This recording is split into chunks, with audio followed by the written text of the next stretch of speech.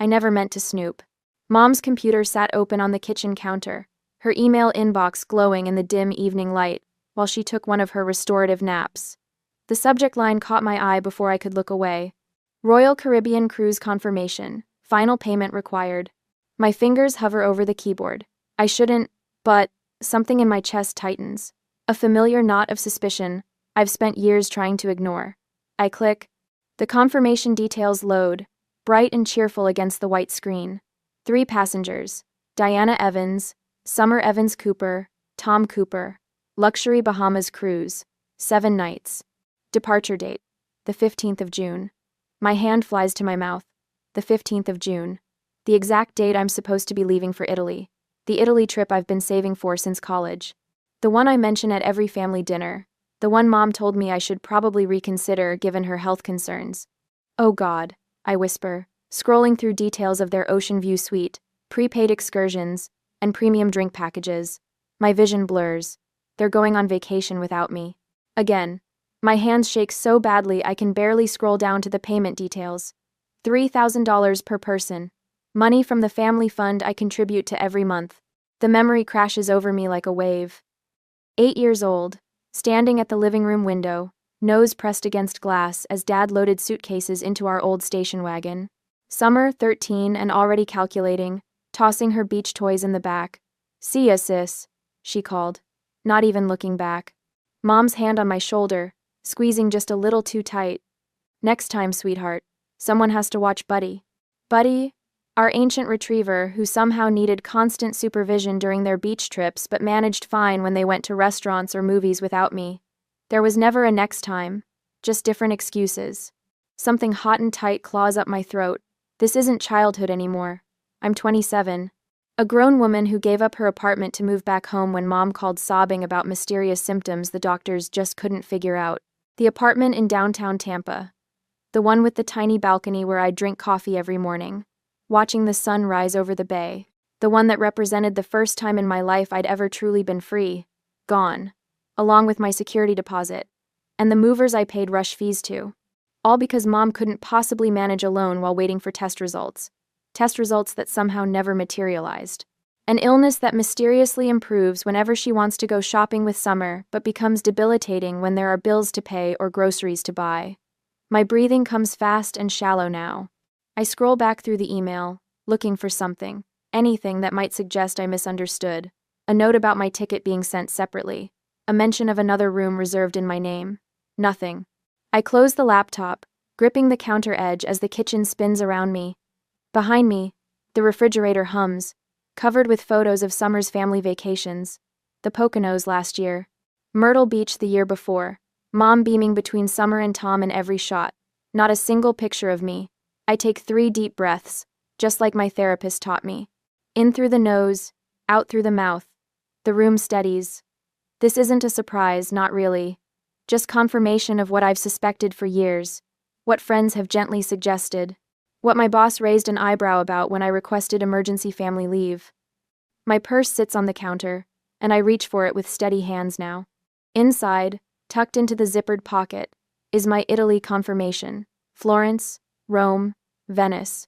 2 weeks of art and history and food that doesn't come with a side of manipulation. I've been planning to tell them tonight. Preparing for the guilt, the medical emergencies that would surely arise the moment I announced my trip. Now I won't say a word. Let them think I don't know. Let them plan their secret getaway while I prepare for mine.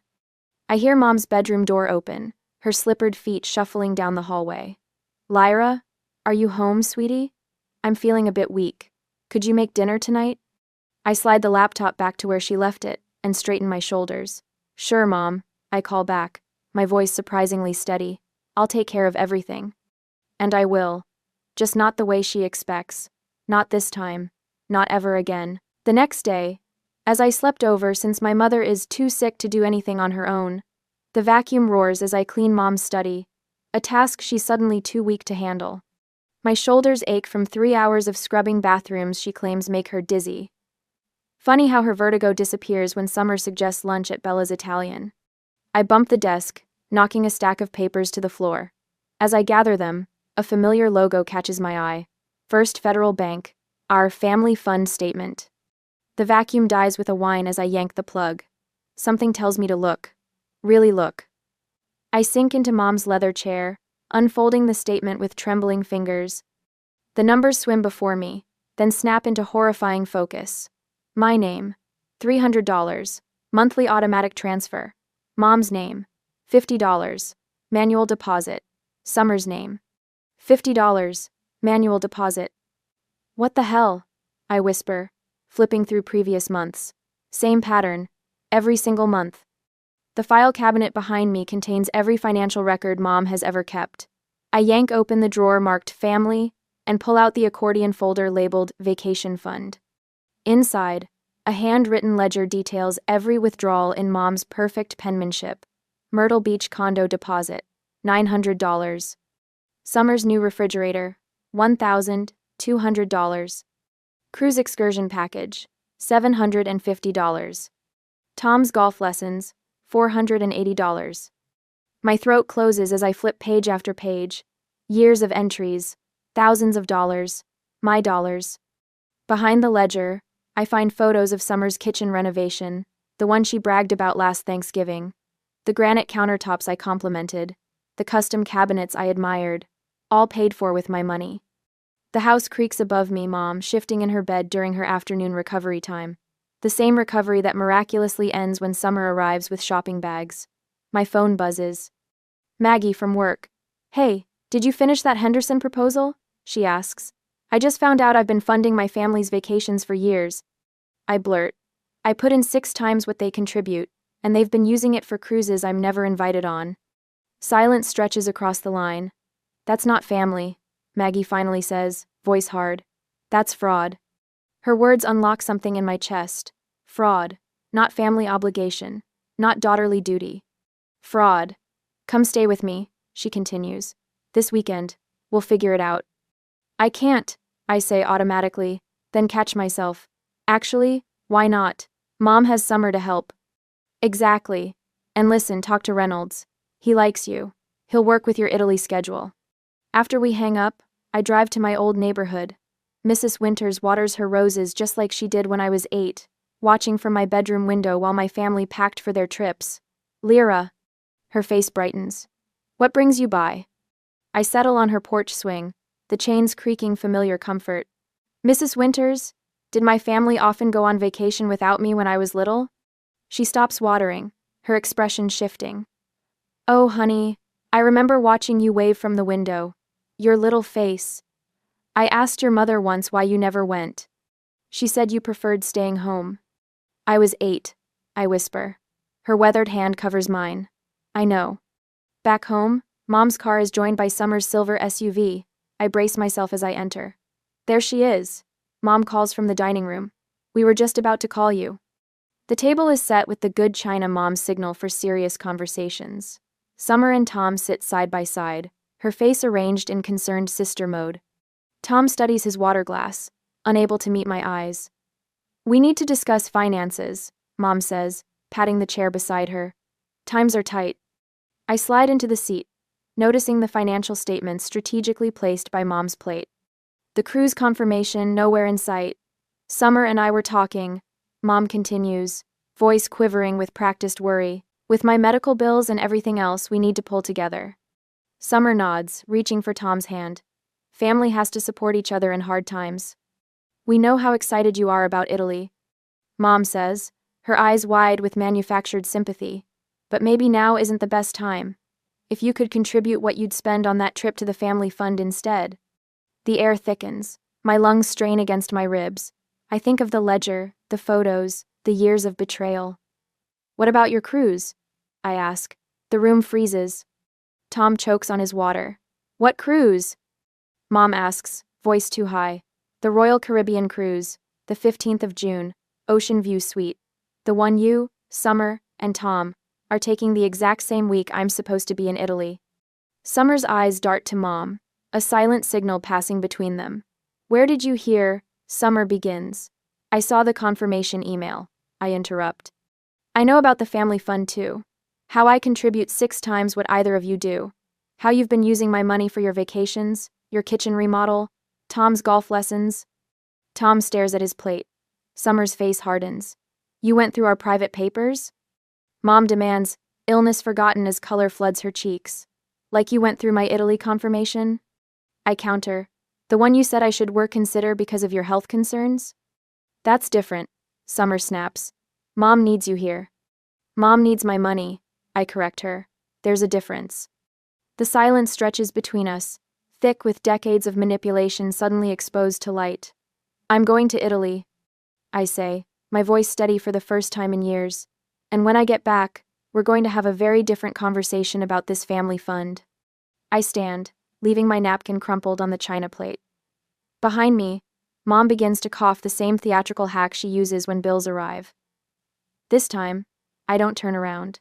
The next morning, Mom's tears follow me to the kitchen as soon as I wake up. They fall with practiced precision, right on cue. After all I've done for you, she sobs, clutching her cardigan closed like armor. I raised you alone after your father left. I sacrificed everything. I place my coffee mug on the kitchen counter, careful not to slam it despite the heat rising in my chest. The morning sun streams through the windows, illuminating dust motes that dance around us like the half-truths that have filled this house for years. Mom, I booked this trip a year ago. I've mentioned it at every family dinner. When you know how my health is? Her voice rises, trembling perfectly. The doctor said stress could trigger another episode. The mysterious doctor. The unnamed condition. The conveniently untraceable medical advice that always materializes when I attempt independence. Summer breezes in, hair perfectly styled despite the early hour. Morning family drama. She chirps, shooting me a knowing look before kissing Mom's cheek. Don't worry, Mom. Some people are just selfish. The barb lands exactly as intended. I bite my tongue until I taste metal. I go to work without saying a word. The following day, at work, my phone buzzes for the 19th time. Another group text from Mom. Having terrible pain today. Summer coming over to help since you're busy with vacation plans. Summer's thumbs up emoji appears seconds later, right on schedule. I switch off my phone and focus on the project in need to finish. Back at home, I continue packing my suitcase, methodically folding each item with precision that would make Marie Kondo proud. The bedroom door flies open without a knock. Mom's having an episode, Summer announces, arms crossed. But I guess your precious trip matters more than family. Funny how her episodes always coincide with my plans, I say, continuing to pack. Never when you need her to babysit or help with your kitchen remodel.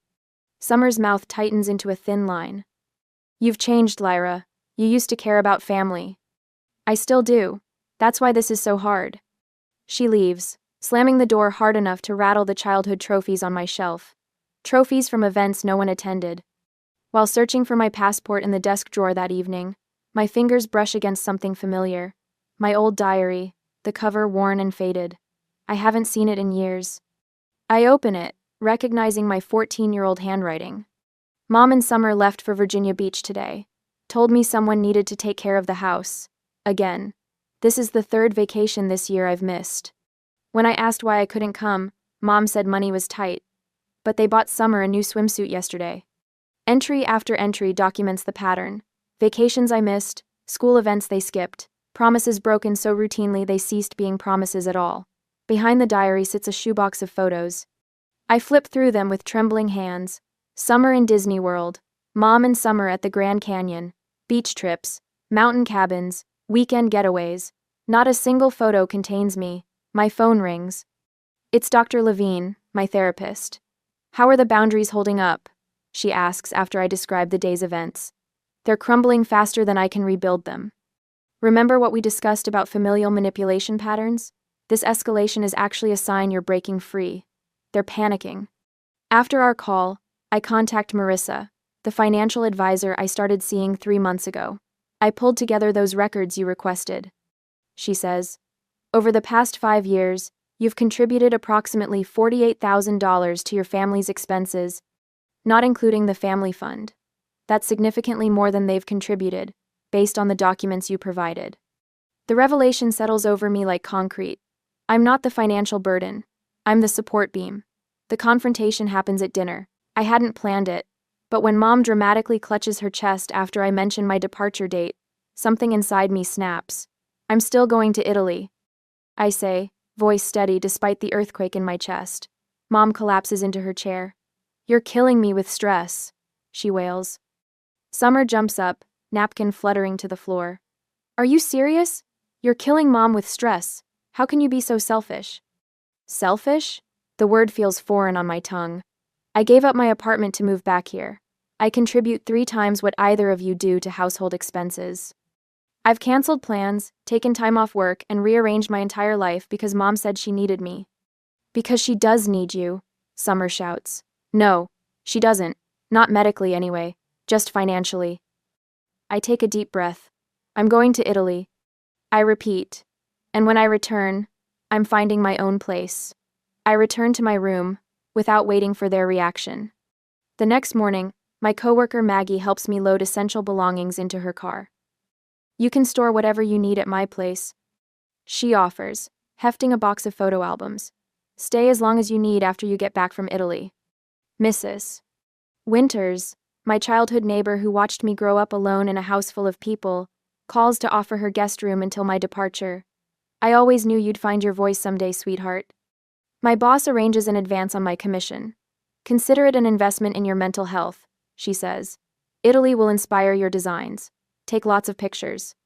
In weeks to come, old friends emerge from the woodwork after hearing snippets of my story, offering support and validation I never knew I needed.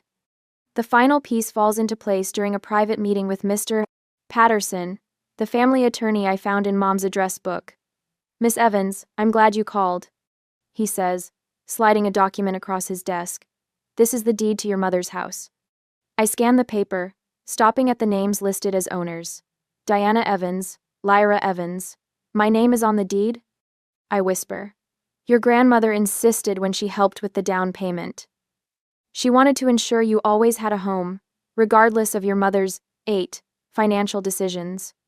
I trace my name on the paper, a strange calm settling over me. Does my mother know I'm aware of this?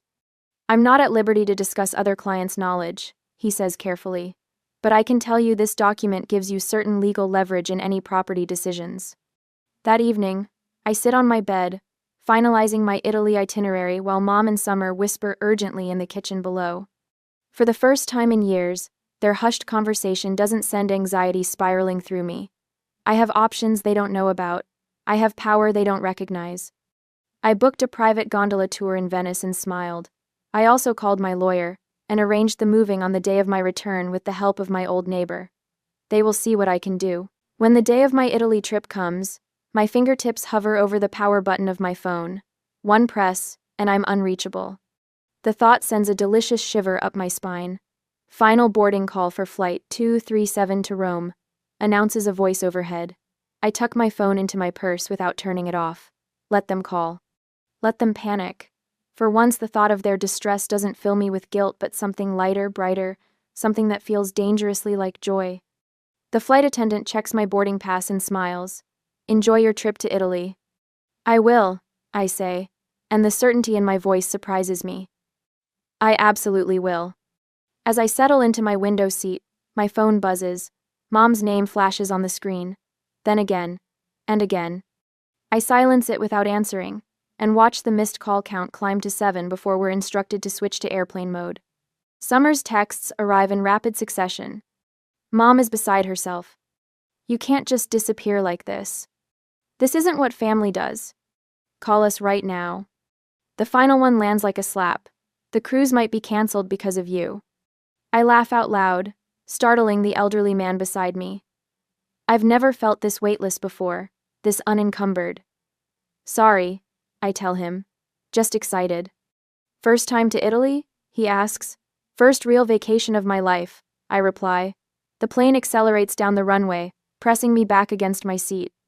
As we lift off, something inside me rises too, a buoyant feeling that expands with every foot of altitude we gain.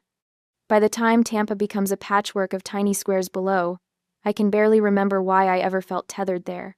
When the drink cart comes around, I order champagne. "Celebrating something?" the flight attendant asks as she hands me the plastic flute. I raise it in a solitary toast. My independence. At 30,000 feet, I'm finally free. Back in Tampa, my absence creates exactly the chaos I anticipated.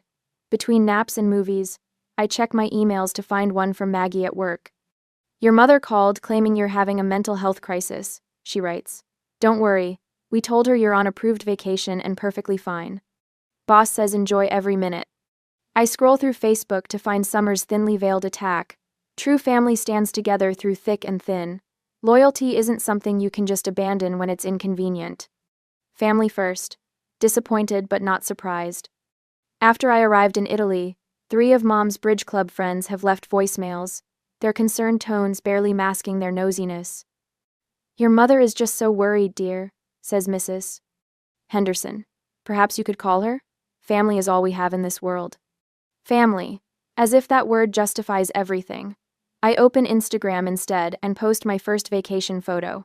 Me standing outside Rome's Colosseum, sunlight catching my hair, shoulders back, chin high.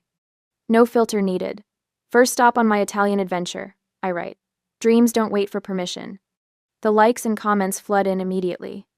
You look radiant, Maggie. About time you did something for yourself. Mrs. Winters. This view is everything. More pics, please. My college roommate. Each notification feels like vindication. Each supportive comment like a hand at my back, steadying me.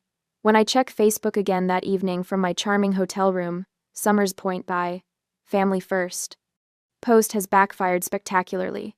People who've watched from the sidelines for years are finally speaking up. Funny, I never see Lyra in any of your vacation photos. Writes my high school friend Teresa. Didn't you just post about booking that cruise last month? Asks Mom's neighbor. The community that once enabled their behavior through silence is finding its voice, and what they're saying sounds a lot like, we see you now. Before bed, I send a formal email to Mom, Summer, and our family attorney. The subject line reads, Withdrawal from Family Fund, effective immediately. The body is brief but devastating. This letter serves as formal notice that I am withdrawing from the Evans Family Fund. I have removed my name from all joint accounts and ceased all automatic payments to household expenses. My financial obligations to this arrangement are hereby terminated. For questions, please contact me through Attorney Michaels. 10 Bless. I attach documentation of my signature removal from the accounts, which I arranged before leaving. The final blow. Confirmation that the last automatic payment transferred yesterday. Without my contribution, they're several $1,000s short for through cruise, so they have to give it up. I sleep better that night than I have in years, dreaming of Florence's domes and Venice's canals while somewhere across the ocean, my mother and sister face the financial reality I've lived with for so long. Actions have consequences. For the first time, those consequences aren't mine to bear. Upon returning, the airport bustles with reunions, but the one waiting for me isn't genuine. I spot them immediately. Mother slumped dramatically in a wheelchair, Summer hovering beside her with rehearsed concern. My shoulders tighten. After 2 weeks of Italian freedom, the sight of them pulls at old strings they think still control me. Lyra. Summer rushes forward, eyes swimming with manufactured tears. We were so worried. Mom's been sick with anxiety since you left. Mother reaches weakly for my hand, her grip surprisingly strong for someone supposedly unable to walk. Sweetheart, I'm so sorry about everything. We've had time to think while you were gone. I allow the hug, noting how quickly Mother's voice shifts from frail to firm. But, we need your help with the mortgage payment. The bank called yesterday, and without your contribution to the family fund. The words wash over me like waves against a seawall built during my time away. I check my watch and smile. My taxi should be here, I say, stepping back from their embrace. Summer's expression falters. Taxi? We drove all this way to pick you up. I made other arrangements. A yellow cab pulls to the curb precisely on schedule. Mother suddenly stands from her wheelchair, illness forgotten in her confusion. What arrangements? You're coming home, right? I shoulder my carry-on bag. Yes, to pack. The drive to the house passes in blessed silence, my family following in their car. When we turn onto our street, Mother gasps from the back seat. A moving truck sits in the driveway, 2 professional movers already carrying boxes from the house. What have you done? Summer demands as we exit our vehicles. I pull the legal notice from my purse, what I should have done years ago. Inside, the living room has transformed into command central. My attorney's assistant nods professionally from her position by the dining table, stacks of documents organized before her. Mrs. Winters sits primly on the couch, her presence making Mother step back in surprise. You remember our neighbor from Cherry Lane? I say. She's been quite helpful remembering all those times you went on family trips without me. This is ridiculous, Mother sputters. Whatever you think. I open a manila folder that was hidden in my room. These are the bank statements for the family fund showing my monthly contributions of $300 compared to your $50. I place it on the coffee table, then add another. Here's the documentation from your doctor confirming no diagnosis for the mysterious illness that kept me trapped here. Summer's face pales. You had no right to. And these, I continue, placing a printed stack of text messages between them, are the conversations between you two, about, and I quote, keeping Lyra on the hook, so I'd continue paying bills while you planned vacations. Mother's face hardens, the mask of fragility dissolving completely. You ungrateful child, after everything I've sacrificed. You sacrificed nothing. My voice doesn't shake anymore. These bank records show who supported whom for the past 3 years. I paid 70% of household expenses while you claimed to be too ill to work. I stand tall in the center of the living room, feeling a curious lightness. The movers continue efficiently transferring my belongings to the truck. The mortgage payment notice on the counter is due next week. You'll notice my name isn't on it anymore. I slide the home sale agreement across the table. I'm selling my portion of the house, as is my legal right as co-owner. The proceeds will fund my new condo. Mother lunges for the papers, but my attorney's assistant smoothly intercepts them. You can't do this. Summer shrieks. Where are we supposed to live? How will we afford anything? The same way other adults do by supporting yourselves. I retrieve the final document from my bag. I've also removed myself from all shared accounts and credit cards, effective immediately. Mother's carefully constructed appearance crumbles. Her face contorts with genuine rage, eyes glittering with fury rather than tears. You think you're so clever, she hisses. You've always been selfish, just like your father, always putting yourself first. Summer steps between us. Mom, don't say things you'll regret. We can fix this. Her voice shifts to the wheedling tone I recognize from childhood. Lyra, be reasonable. Family supports each other through hard times. This isn't family, I say quietly. It's exploitation, and I'm no longer available to be used. The doorbell rings. Mrs. Winters opens it to reveal 3 neighbors I've known since childhood. They've come with casseroles, thinking Mother truly ill a story. Summer apparently spread to explain my absence. Perfect timing, I say, gesturing them inside. Mother was just explaining how her health crisis was fabricated to manipulate me. Summer whirls on Mother. You told me the doctor confirmed your diagnosis. And you told me Lyra agreed to fund your kitchen remodel. Mother snaps back. The neighbors exchange uncomfortable glances, as the family dynamic unravels before them. I sign the final paperwork my attorney's assistant presents, while my mother and sister continue their accusations. When the last box is loaded, I take one final look around the house that was never truly a home. Summer is crying now, real tears of panic rather than manipulation. Mother sits rigidly on the couch, already calculating her next move without me as a resource. I walk out with my head high, not looking back at the glass house of lies shattering behind me. The morning sunlight streams through floor-to-ceiling windows, painting golden patterns across polished hardwood floors. I stretch lazily in my reading nook, savoring the ocean view from my beachfront condo. 1 year since I walked away, and sometimes I still catch myself waiting for the familiar weight of anxiety to settle on my shoulders. It never comes. My design portfolio sits open on the coffee table, pages filled with successful projects and glowing client testimonials. 3 new commercial contracts came through last week. Turns out people respect you more when you respect yourself. Look at you, all fancy and successful. Maggie teases during our weekly video call. She's become my closest friend, the one who helped me move when everyone else believed my mother's stories. I laugh, turning my laptop to showcase the travel map hanging on my wall. Next month, Greece. Then, maybe Spain, in the fall. Colorful pins mark completed journeys: Italy first, then Portugal, France. Each one a promise kept to myself. Below the map hangs a framed photo from my housewarming party friends raising glasses, genuine smiles all around. Not a fake expression among them. Your investment account statement arrived. Maggie reminds me. How's the former family fund doing? Growing steadily. No mysterious withdrawals, imagine that. The mailman delivers an envelope that afternoon. Inside, a birthday invitation for my niece, Emma. Summer's handwriting loops across the bottom. Family should stick together. Mom misses you. The old Lyra would have dropped everything, rushing back into their orbit with apologies already forming.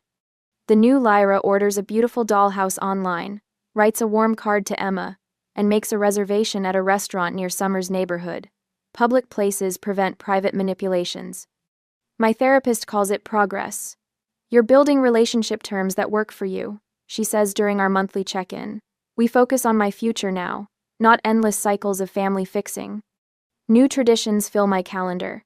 Sunday brunches with neighbors, monthly book club at the local library, weekly video chats with friends scattered across the country.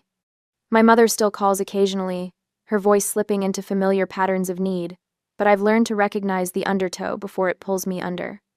Last month, a young designer at work confided about her controlling parents. The words tumbled out: guilt, obligation, sacrifice, so familiar they could have been my own from a year ago. You don't have to set yourself on fire to keep others warm, I told her, sharing resources that helped me. The relief in her eyes mirrored what I see in my journal entries from the past year, a record of growing peace. Today, Thanksgiving fills my condo with warmth and laughter. Friends and neighbors crowd around my dining table, passing dishes family style. The chair I once would have left empty, waiting for a reconciliation that never came, holds Mrs. Winters, her silver hair catching light as she chuckles at someone's joke. To chosen family, I say, raising my glass, and to choosing the life we deserve. Later, when everyone has gone, I curl up with my laptop and browse flight options for my spring adventure. Maybe Australia this time. I've always wanted to see the opera house at sunset. My phone lights up with a text from my mother. We need to talk. I turn it face down without responding and watch waves shimmer in moonlight. Tomorrow will bring its own decisions. Tonight belongs to me. The peace I've found isn't perfect. It's better it's real. The rain pelts against the windows of Foster and Associates, each drop another reminder that December in Oregon offers no mercy. I shift in the cold steel chair, my fingertips tracing the smooth edge of the conference table, while Mr. Foster's monotonous voice recites the contents of Dad's will. Across from me, Dylan lounges in his chair, his Italian suit probably worth more than my monthly salary. His attention fixed on his phone screen, scrolling with practiced indifference. The estate shall be divided equally between my children, Allison Marie Blake and Dylan James Blake. Mr. Foster drones on, his wire-rimmed glasses slipping down his nose. Stop. Dylan's voice cuts through the air like a blade. This is wrong. My heart stutters. I watch my brother's face transform from boredom to something darker, something I recognize from childhood tantrums when he didn't get his way. I'm the real child here. The words fall between us like stones. Mr. Foster's voice trails off, confusion creasing his forehead. The silence stretches, broken only by the steady drum of rain. Excuse me? The lawyer peers over his glasses. Dylan's eyes lock onto mine, cold and triumphant. She's adopted, I'm blood, everything should be mine. My wedding ring clicks against the conference table as my hands begin to tremble. Dad's last words echo in my ears, his voice weak but certain in that sterile hospital room. You're my daughter, Allie. Always remember that.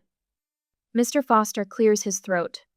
Mr. Blake, under Oregon inheritance law, adopted children have the same legal rights as biological children. Your father's will clearly states. She manipulated him for years. Dylan slams his hand on the table. His perfect facade cracks, revealing the familiar rage underneath. All those family dinners, those little heart-to-hearts, she played him like a fiddle while I was building my career in Portland. Dad loved us both equally. My voice comes out steadier than I feel. Dylan's lips curl into a sneer. You were never his real daughter. The words yank me back 3 days to the funeral home. The scent of lilies thickened my nose as I arranged flowers alone, making sure everything was perfect for Dad. Dylan arrived an hour late, complaining about traffic from Portland. I watched him check his watch during the eulogy, saw him texting while I thanked mourners and accepted condolences.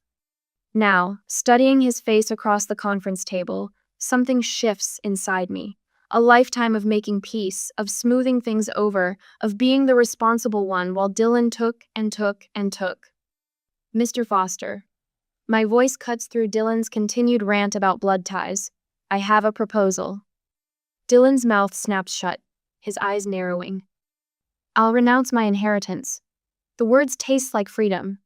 Under one condition. Allie, don't be dramatic. Dylan starts, but I hold up my hand. My condition is that you never contact me again. No calls, no texts, no showing up at my work. Complete separation. Dylan's face splits into a smirk. Finally showing your true colors. I knew you were just in it for the money. Mr. Foster adjusts his glasses. Miss Blake, I must advise you that you have legal rights here. This is a substantial inheritance. Drop the papers. I stand, my chair scraping against the floor. I want my piece. Dylan extends his hand across the table, triumph radiating from every pore. Deal, sis.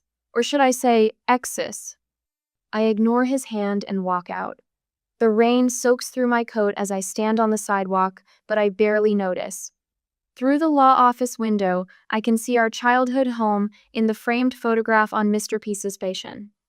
Foster's wall, the yellow Victorian where Dad taught me to ride a bike, where he helped with my homework at the kitchen table, where he told me that family wasn't about blood but about love. My fingers find my phone, pulling up Dad's last text message. Proud of you, sweetheart, always have been. Behind me, I hear Dylan's voice carrying through the open door, already on his phone with his broker. I close my eyes and let the rain wash away 29 years of trying to be the perfect daughter, of trying to keep the peace, of trying to love someone who never wanted to be my brother. Sometimes inheritance isn't about money. Sometimes it's about choosing what kind of person you want to be. The January wind whips around my cottage in Cannon Beach, but for once, the silence inside feels like victory. My phone screen shows Dylan's number, finally blocked after 3 weeks of incessant calls. Through the window, waves crash against Haystack Rock, nature's own white noise machine drowning out the echoes of his voice in my head. I curl deeper into Dad's old armchair, the leather worn soft from years of evening reading sessions. The cardboard box from his study sits unopened on my coffee table, delivered yesterday by Mr. Foster's assistant. I've been avoiding it, but tonight feels different. Maybe it's the storm outside, or maybe I'm finally ready to face whatever's inside. The first item I pull out stops my breath. Dad's phone, still in its battered case, with the University of Oregon sticker peeling at the corners. My fingers tremble as I press the power button, grateful he never changed his passcode from my birthday. Messages from Dylan flood the screen. Need $5,000 for investment opportunity. Come on, Dad, this is guaranteed returns. If you loved me like you love her. I scroll back further, my throat tightening. Bank statements. $15,000 transferred to Dylan's account last March. Dad's note in the memo line. Final loan, no more. A leather-bound journal falls from the box next. Dad's neat teacher's handwriting fills the pages, each entry dated and underlined like he was grading his own life. I flip to last winter. The 15th of December. Dylan came asking for money again. Found betting apps on his phone when he left it charging. My son needs to learn responsibility, but I worry. How do I help without enabling? The memory crashes over me like the waves outside. Dylan at 21, wearing his first expensive suit, explaining about cryptocurrency and sports betting algorithms. It's foolproof, Dad. I just need seed money. The way Dad's shoulders slumped when he discovered the truth 3 months later. My hands curl into fists. I'd covered for him so many times. The Christmas when Mom's jewelry disappeared, I knew.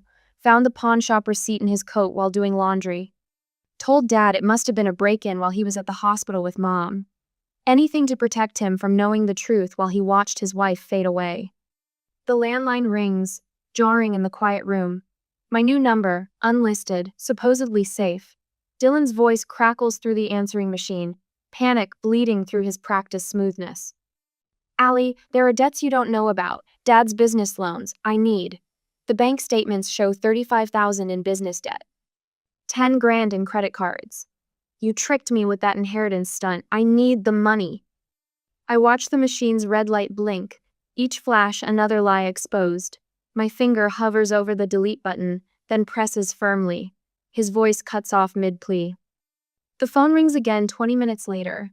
Aunt Patricia's number glows on the caller ID. I considered letting it go to voicemail, but she'll only keep calling. How could you abandon your brother in his time of need? Her voice drips with the same judgment she's carried since I was 10.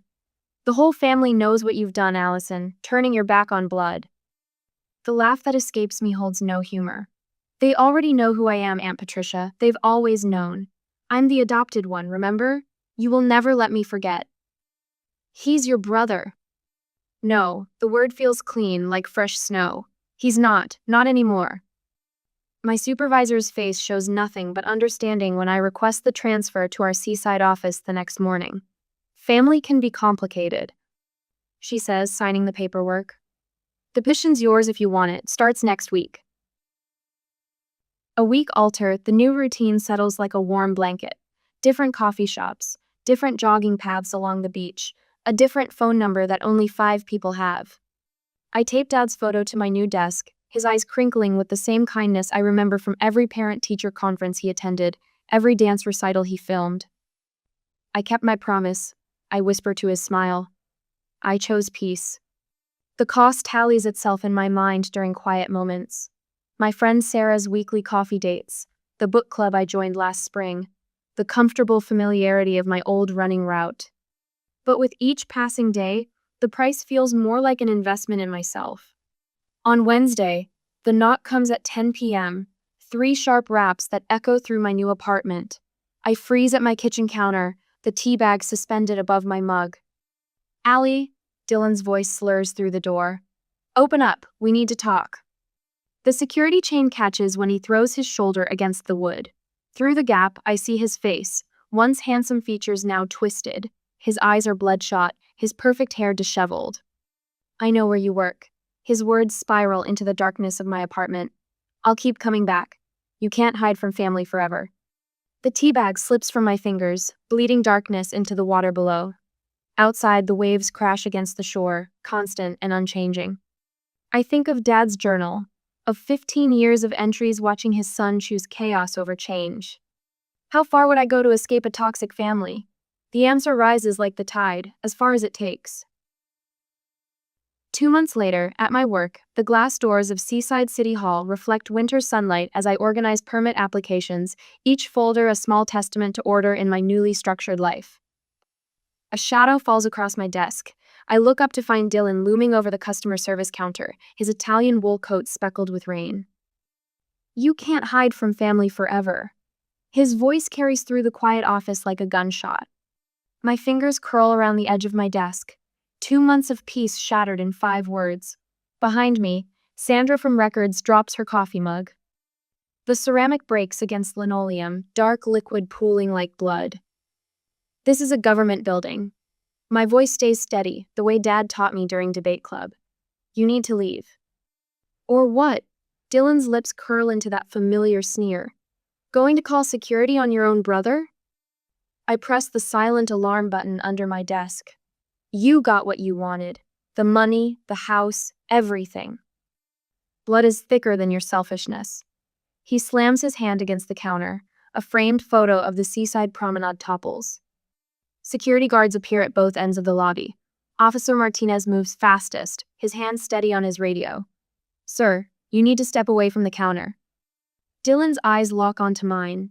This isn't over. After he's escorted out, my supervisor touches my shoulder. Allison, do we need to involve the police? I stare at the scattered permit applications my careful organization destroyed. I'll handle it. But that afternoon, I sat across from Margaret Thompson in HR, watching her note every detail in precise handwriting. The fluorescent lights cast harsh shadows across her pearl necklace, a gift from 30 years of municipal service.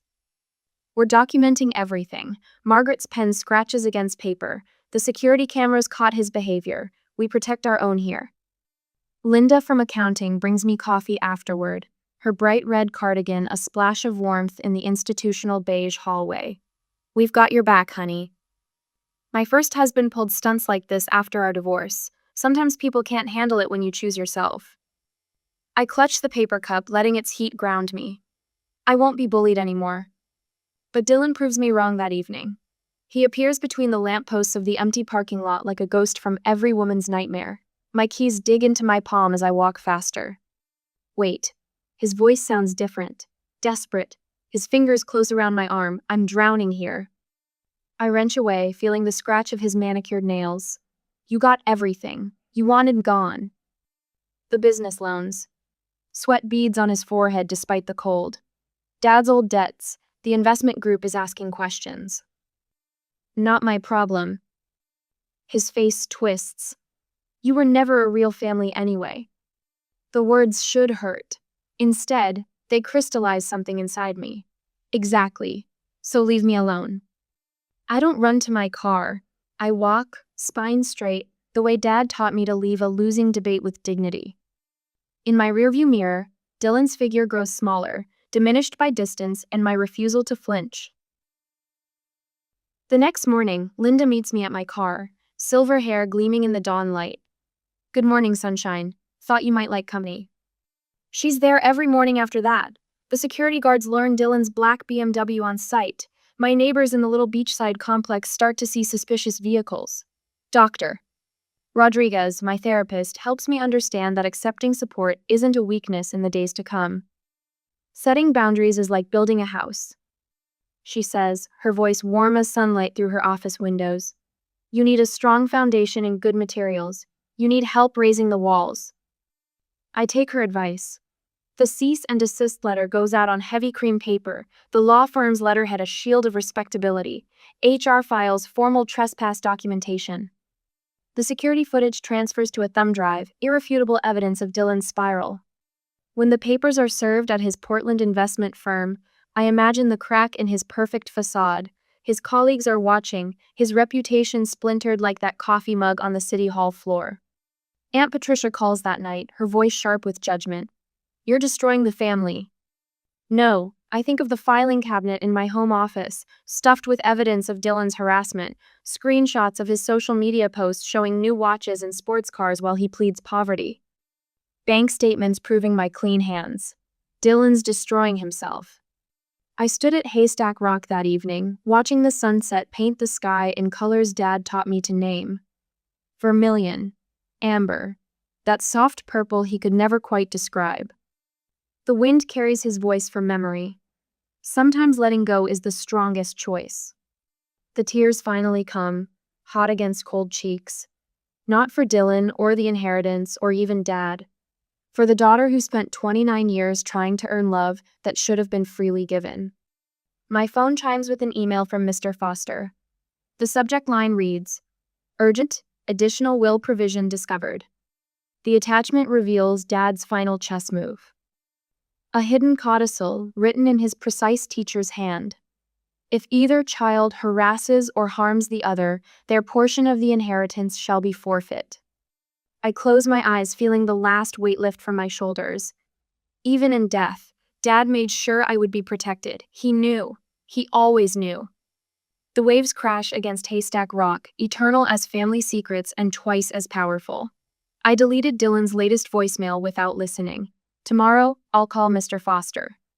Tonight, I let the ocean remind me that some forces can't be fought. They can only be navigated. Dad taught me that too on our last trip to this beach. The tide always turns, Allie. The trick is knowing when to swim and when to let it carry you to safer shores. The next morning, the mahogany conference table gleamed under fluorescent lights as I spread the documentation across its surface. Each photo, each printed message, each security report forms another nail in Dylan's coffin. Mr. Foster adjusts his reading glasses, examining the evidence with methodical precision. Your father included this codicil for a reason. He taps the original will with one wrinkled finger. The language is quite specific about harassment nullifying inheritance rights. The wind rattles the office windows, but I barely notice the sound. My attention fixes on the careful stack of papers documenting every incident. Dylan appearing at City Hall, his fingers digging into my arm in the parking lot, his face contorted with rage as security escorts him out. The trust board will need to review everything. Mr. Foster's voice carries the weight of 30 years of estate law. But given the evidence, I expect they'll rule in your favor.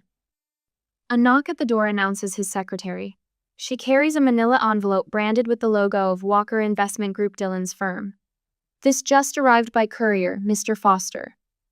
The envelope contains a single sheet of company letterhead. My eyes scan the formal text. Dylan Blake placed on administrative leave pending internal investigation.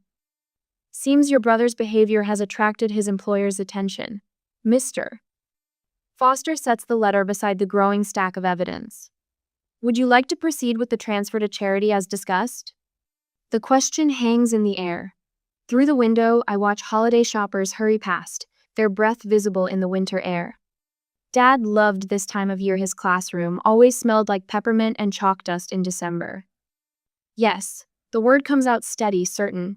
The women's shelter needs the funding more than Dylan needs another sports car. Mr. Foster nods, reaching for the necessary forms. The scratch of his pen provides percussion for my thundering heart. A commotion in the lobby draws our attention. Through the frosted glass, a familiar silhouette materializes. Sir, you can't go in there. The secretary's protest barely precedes Dylan's dramatic entrance. He clutches a bouquet of roses, his Italian suit slightly rumpled. Allie, please. His voice breaks on the plea. I just want to talk, to make things right. Security appears behind him, but Dylan plays to his audience. Tears glisten in his eyes as he extends the flowers. You're my sister. We can work this out. I remain seated, hands folded in my lap. The evidence suggests otherwise. Evidence? He laughs, but the sound holds no humor. Family doesn't gather evidence against family. You made your choice when you started stalking me at work. His mask slips for just a moment, a flash of the rage I've come to know so well. But he recovers, turning to Mr. Foster with a practiced smile. This is all a misunderstanding. Allie's always been sensitive. Mr. Blake. Mr. Foster's tone could freeze hell. Your presence here violates the restraining order. These gentlemen will escort you out. You'll regret this. Dylan's voice drops to a whisper as security approaches. Blood is thicker than water, sis. I wait until the door closes behind him before speaking. How soon can we complete the transfer? Mr. Foster pulls up the charity's documentation on his computer. The paperwork should be cleared by the end of the week, though I suspect your brother will attempt to challenge it. Let him try. I gather the evidence into my briefcase. I learned from the best how to document everything. The local paper sits folded on Mr. Foster's desk. Its headline catches my eye. Investment banker stalks sister at government office. Below, a grainy security photo shows Dylan's rage, twisted face as he confronts me in the parking lot. My phone buzzes with a text from Linda at work. Security footage released. You okay? Another message arrives from an unknown number. How dare you humiliate your brother like this? The whole family is disgusted, Aunt Patricia. I block the number without responding. Mr. Foster clears his throat.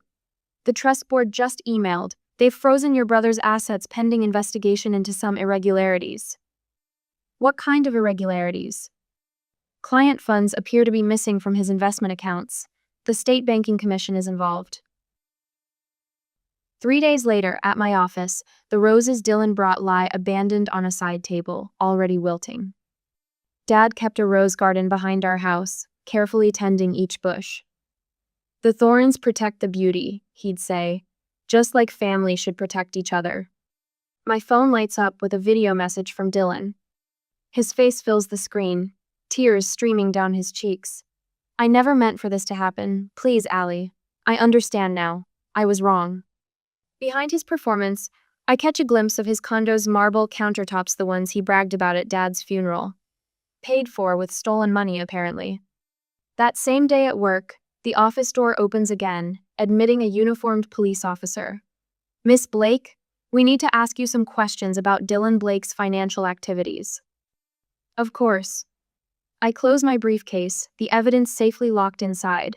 I've learned to keep very detailed records. The officer's notebook appears. When did you first notice suspicious behavior with your father's accounts? Through the window, I watch Dylan's Mercedes pull away from the curb. He doesn't look back at the building. He never looks back at the wreckage he leaves behind. Let me tell you about Christmas 3 years ago, I begin. When Dad noticed his business account was short $15,000. The roses continue to wilt on the side table, dropping blood-red petals onto the polished wood. Some things, once broken, can never be made whole again. Sometimes that's for the best. A week later, a letter arrives from the county jail. Dylan's handwriting sprawls across the envelope, less confident than his usual arrogant scrawl. I hold it over my shredder, hesitating. Some things are better left unread, Dad always said. You don't need to set yourself on fire to keep others warm. The letter disappears into the shredder's hungry teeth. Outside my window, the rain continues to fall, washing the world clean. A month later, the visiting room smells like industrial cleaner and sweat. A guard leads me past rows of reinforced glass panels, each one framing a story of bad choices and desperation. Mine sits at booth 12. Orange jumpsuit bright against gray concrete walls. Dylan's hands rest on the metal counter, shackles glinting under fluorescent lights. Dark circles rim his eyes, his Italian suits and perfect hair replaced by prison stubble and hollow cheeks. His lawyer hovers beside him like a well-dressed vulture. I pick up the phone, its plastic worn smooth by thousands of conversations just like this one. Allie. His voice cracks. Thank you for coming. Tears pool in his eyes, and I remember Christmas mornings years ago teaching him to ride his bike, bandaging scraped knees. But those memories blur against security footage of him stalking through City Hall parking lots, his voicemail threats playing in my head. I was consumed by jealousy. His shoulders shake. You were always Dad's favorite. Every time he looked at you with pride, I felt invisible. The lawyer slides a paper toward the glass. We have a settlement offer. Drop the inheritance claim and Mr. Blake will withdraw his complaints about workplace harassment. I study Dylan's face, the same face I've known since he was born, the same eyes that sparkled with mischief when we built blanket forts, the same mouth that now twists with calculation beneath his tears.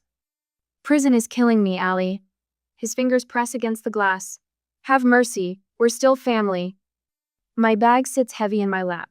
I unzip it slowly, pull out Dad's leather journal. The pages fall open to a dog-eared entry. Dylan refuses to take responsibility, I read aloud. Each crisis brings new excuses, new blame. I fear I've failed him by protecting him too long. Dylan's lawyer shifts uncomfortably. I continue pulling items from my bag, a manila folder thick with time-stamped photos, printed social media posts calling me fake family, screenshots of text messages to mutual friends poisoning every relationship I had. Security footage from City Hall. I lay each piece of evidence against the glass like playing cards. Voice recordings of your threats, all legally obtained. You vindictive witch? Dylan lunges forward, shackles clanking. Guards step closer as spittle flecks the glass between us. His lawyer retreats, briefcase clutched to his chest. I don't flinch. Years of his tantrums taught me stillness. The inheritance transfers to the women's shelter tomorrow. My voice stays quiet, steady. Dad's favorite charity. They're starting a program for stalking victims. You can't do this. His mask shatters completely. I'll tell everyone what you really are. You already did. I stand, smooth my skirt. That's why you're here. The headlines will run tomorrow. Stalker Brothers' inheritance goes to women's shelter. His investment firm already cut ties. His licenses hang by threads. The careful reputation he built in Portland lies in ruins. I leave him raging against reinforced glass, guards' hands on his shoulders. In the parking lot, spring sunshine warms my face. My phone buzzes, a text from the shelter director expressing gratitude, plans for the new program taking shape. 3 months later, his parole officer calls. Early release for good behavior, must stay 500 miles away. He's changed, the officer says. Prison can do that to a person. I think of Dylan behind the glass, his tears turning to fury when manipulation fails. Some people change, others just get better at pretending. I hang up and walk to my window. Waves crash against the coast, constant and clean. Like Dad always said, sometimes the strongest choice is knowing when to walk away. The restraining order sits in my desk drawer, legally binding. 500 miles of mandatory distance. But the real distance, the one that matters, was crossed the moment he decided blood meant more than love. Some questions don't need answers. Some bridges burn for a reason. And some inheritance has nothing to do with money at all. The morning sun paints ribbons of gold across my office window at Seaside City Hall. My business card, still fresh from the printer, catches the light. Allison Blake, planning director. A year after the inheritance drama, the words still bring a smile to my face. Outside my window, waves crash against the Oregon shore. Their steady rhythm a daily reminder of why I chose this place. My cottage perches on the cliffs above the Pacific, where mornings start with the cry of seagulls and end with spectacular sunsets. No sirens, no unexpected visitors, no shadows lurking in parking lots. The intercom buzzes. "Miss Blake, your 10 o'clock is here." Sarah Miller sits across from me now, fingers twisting a tissue. 24, wearing clothes too expensive for a small-town bank teller, she reminds me of myself a year ago. That same haunted look, the constant glancing at the door. My brother thinks the house should be his. Her voice breaks. Mom always said everything would be split equally, but Thomas claims, he claims, that blood matters more than anything else? The words slip out before I can stop them. Her head snaps up, eyes wide. How did you know? I touch the frame on my desk, angled so visitors can see it. Dad and me at my college graduation, his proud smile warming the photo. Let me tell you a story about inheritance era. About how sometimes the most valuable things we inherit aren't measured in dollars. An hour later, she leaves with dry eyes and the number of a good estate lawyer. Linda pokes her head in after Sarah exits. Lunch crowd heading to Pacific Way Bakery. You coming? The invitation still warms me. A year ago, I ate alone at my desk, afraid of imposing. Now my calendar is filled with coffee dates, movie nights, weekend hikes with friends who chose me, not out of obligation but genuine affection. Wouldn't miss it. I grab my coat, the soft wool a comfort against the spring chill. At our usual corner table, surrounded by the scent of fresh bread and coffee, Linda raises her mug, to choosing happiness over history. The others join in, Mark from accounting with his infectious laugh, Rebecca from Parks and Rec, who walked me to my car every evening during those dark months, James from IT, who helped block Dylan's emails. My chosen family built one kindness at a time. That evening, I pulled into the women's shelter parking lot for my weekly volunteer shift. The brick building used to intimidate me. Now it feels like a second home, my father's inheritance flowing through its programs, creating ripples of change I never imagined. Carol, one of our regulars, waves from the front desk. Your support group starts at 10. Full house tonight. The meeting room fills quickly. Some faces I recognize, others new, all carrying stories of family bonds twisted into weapons. I arrange the chairs in our usual circle, remembering my first therapy session with Dr. Rodriguez, how impossible healing seemed then. I'm Allison, I begin, my voice steady. A year ago, I sat where you're sitting, wondering if I was selfish for choosing peace over family. Questioning if I deserved better. I pause, meeting their eyes. Today, I'm here to tell you that you do deserve better. That sometimes the bravest thing isn't staying, it's walking away. The next day, driving home along the coastal highway from work, I detoured to the cemetery. The spring air carries the scent of fresh-cut grass and salt spray as I place lilies on Dad's grave. Purple irises bloom along the path, his favorite, the ones he planted in our front yard every spring. You'd love my cottage, Dad. I trace the letters of his name. The garden's small, but the herbs are thriving. Remember how you taught me about companion planting? Basil next to tomatoes, marigolds to keep the pests away? The wind rustles through nearby trees, carrying memories of his voice. Nature knows about balance, Allie, about what helps things grow and what holds them back. A text lights up my phone, Dylan's firm in Miami conducting another audit. His new job filing tax returns, so far from his dreams of high finance. Aunt Patricia's Christmas card returned unopened last month. The old family photos tucked away in a closet, no longer needed to prove I belong. Standing here, watching the sunset paint the headstones in soft amber light, I finally understand what Dad meant about balance, about how letting go of poisoned roots allows new growth to flourish. I kept my promise, Dad. My fingers brushed the cool granite one last time. I chose peace. The breeze wraps around me like an embrace, carrying the scent of spring flowers and possibility. Ahead, my cottage lights glow against the darkening sky, beckoning me home. Not to the home I was born into, or even the one I was adopted into, but the one I built for myself, plank by plank, choice by choice. Walking away, I hear his voice in the wind, clear as the day he first taught me to ride a bike. That's my girl. Some people spend their whole lives trying to earn love from those who never learn to give it. Some inherit money, property, stocks. But standing here, breathing in the salt air and freedom, I know I inherited something far more precious: the strength to walk away, the wisdom to choose peace, and the courage to build something beautiful from the ashes of what burned. Tomorrow, I'll wake to the sound of waves. I'll water my herbs, chat with neighbors, and help another Sarah find her way to freedom. Small moments, building one upon another like shells on the shore, creating a life as vast and peaceful as the ocean itself.